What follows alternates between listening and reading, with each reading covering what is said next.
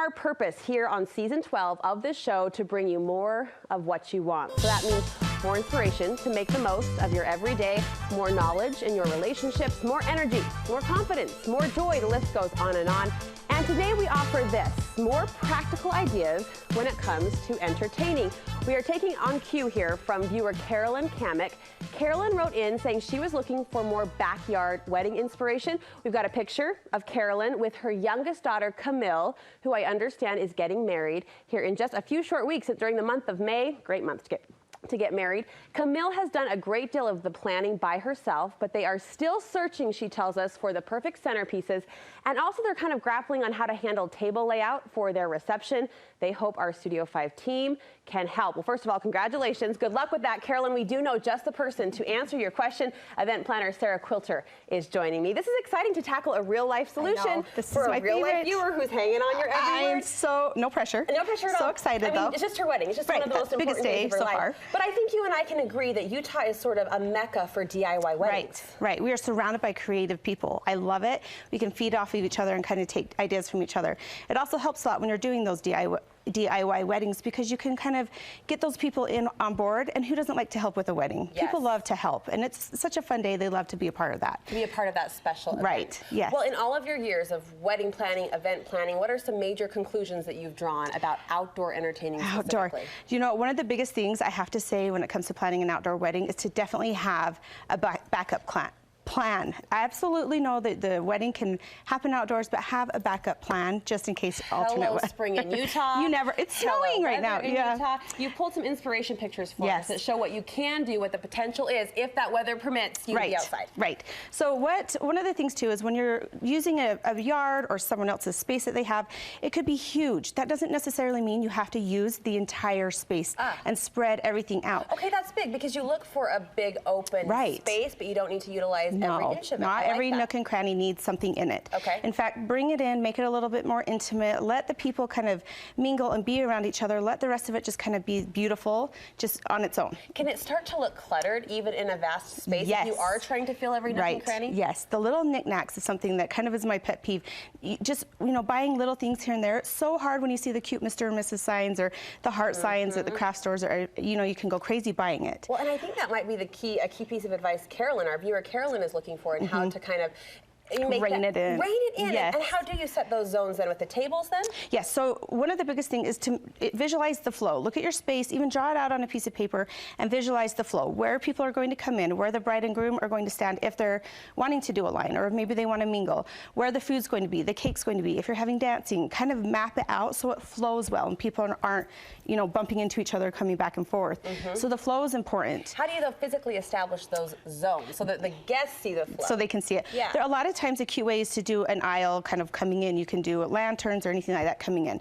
Doing a gift table is kind of an obvious one. You can have a sign like we have down here that says gifts and cards. So it's kind of like this is where it anchors. It might be a table, it might be a cute couch, whatever it may be that those items go. Okay. Then next it's usually the bride and groom that they go to see, and that's kind of where they're going to flow to. It's really once it's all set up and you see it, it's obvious, just making sure you have the flow after that. And then if you have them go to refreshments and then the tables. And I love having the tables in the middle. I know that was one of Carolyn's questions, kind of having them in the middle so the bride and groom, when they're standing there greeting, they can see their guests and they can see the party that's for them. You're really creating feeling and emotion and intimacy in these little details of design. You're the queen of big ideas. Yeah. Do you believe every outdoor wedding needs a big idea? Big elements, I love, yes. I think that when we were talking about the knickknacks, just save the money, don't buy those little things here and there, and kind of invest in the bigger elements. They're gonna catch your eye and be impactful. That's my biggest thing. Well, this caught my eye when I walked in the studio. Did you make these? My husband made these for me, yes, and they've been well used, well loved. Those are amazing. What are they made out of? They're just made out of, oh my gosh, like, what is that, 1x5, I don't even know. You just painted the wood? Yep, he painted it, or he made them, I painted them, and we just got the, regular bistro lights that we can replace if need be. Oh, that's amazing. And it is an eye catcher. Another big idea to the right, this yard game sign. Right, yes. This one over here is so nice because obviously I didn't bring all of the games, but just to have kind of something for your guests to do, something for them to keep them busy.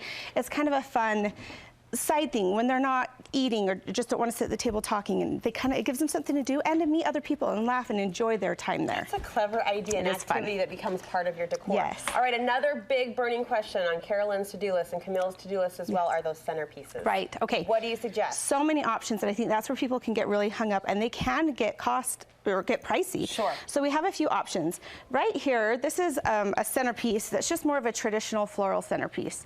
The flowers, this is a little bit more of a immediate, I would say, I don't know, this might be harder for me to make, but this is a beautiful centerpiece. It doesn't have to be this elaborate, but this vase is from the dollar store. It's a glass bowl and a glass candlestick that have been glued together with E6000 glue. And then you painted it a fancy gold. Yes, it's just painted with spray paint. It kind of looks a little antique. You would never know. It was $2. $2. $2 total. It looks like something you would snag at a Z Gallery or a Ballard Design. And of course you could do any color or leave it clear if you'd want. You might want to cover the glue, but it's so simple. Like I said, this is a little bit more fancy of a centerpiece, but you can add whatever you want in here. Well, can I ask you, do you recommend, if you are on the DIY track, do you recommend trying to tackle florals yourself or hiring that out? I definitely would recommend the personals to be hired out. The bride's bouquet, the boutonnieres, maybe the flower crowns, whatever your wedding party is going to be using, I would recommend hiring those out. Okay. They're going to be in pictures for the rest of your life. If you can't afford it, absolutely hire out. These centerpieces are eye-catching and glamorous. They're beautiful. Add a couple of tea lights to it and you're set. Yeah, with fresh flowers, you really don't need a lot more. No, you don't. Just that is perfect.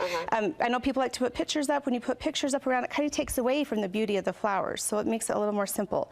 However, if if one large centerpiece is not in the budget, going this route over here, just something like these glass candle holders. These are just from the dollar store as well, these 3 sizes. Look at your dollar store. I know, and so easy. A slab of wood, maybe get some little bud vases from the dollar store and add some flowers. All of this greenery is just from yards. This is spirea. These are just blossoms from the tree.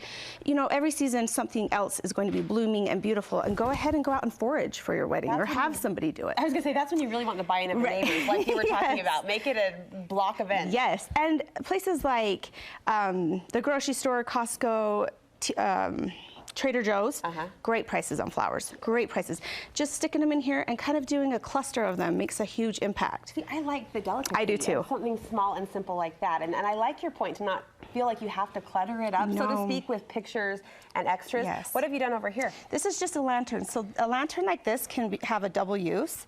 It can hang on shepherd hooks as people are walking in. If you're having a ceremony outside, it could go down the aisle, anything. And then as soon as the ceremony is over, take them and transfer them to the tables and use them as centerpieces. Dual use is huge to save some money. Okay, so that's okay? Yes, oh, absolutely to move things around during the course of the night. After the ceremony, after everything's kind of, in that intermittent stage, have people designated to have that be their job so they can go around and hustle and move things around. You are clever. You have thrown a wedding or two, I know. A few, yeah. In your resume. I love the idea of adding votives or a little bit of candlelight, even faux candlelight. I think if you're holding the wedding outdoors or the reception outdoors, you're wanting that ambiance, right? You're wanting that vibe. Makes a huge difference, especially as the sun starts to go down. It's just such a nice ambiance. One thing to remember too is in the summer, brides like to have the bistro lights up and the sparklers send off. The sun goes down so late in the summer, so as long as they kind of take that into account, maybe spending the money on the bistro lights isn't worth it, because if they're leaving at 9 and it's still light outside, they wouldn't quite have the same effect. At the end of the day, how full is your wedding schedule? I think a lot of people are wondering that question too. It is filling up, but we love it. I work for Over the Top Events, so we have a team